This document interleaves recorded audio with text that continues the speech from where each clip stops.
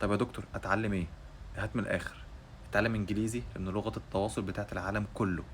تقدر تعلم الناس التانية ازاي انت اتعلمت انجليزي، وفعلا تحسن الانجليزي بتاعهم، الناس اللي عايشة برا مصر، الناس الاجانب اللي عايزة تتعلم عربي. عيش يا باشا، كورسات بقى واديها.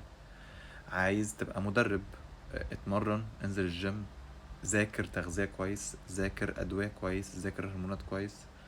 هتبقى مدرب وهتدخل فلوس كتيرة جدا. عايز تبقى مقاول شاطر وتبني بقى عقارات وريال استيت ومش عارف ايه، خش كلية هندسة قسم مدني. عايز تبقى طبيب، ذاكر، هات مجموع كبير في ثانوية عامة وافتح عيادة واشتغل في مستشفى واعمل عملية بنص مليون جنيه كل يوم.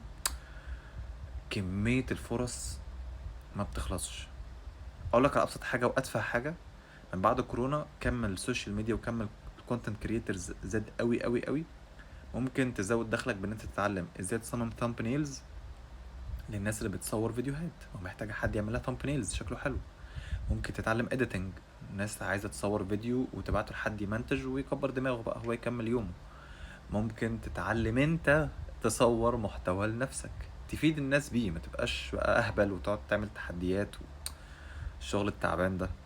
لا، انت خلي فيه فاليو، تدي فاليو اكتر، تاخد فلوس اكتر. طب الفاليو هتيجي منين؟ من التعليم.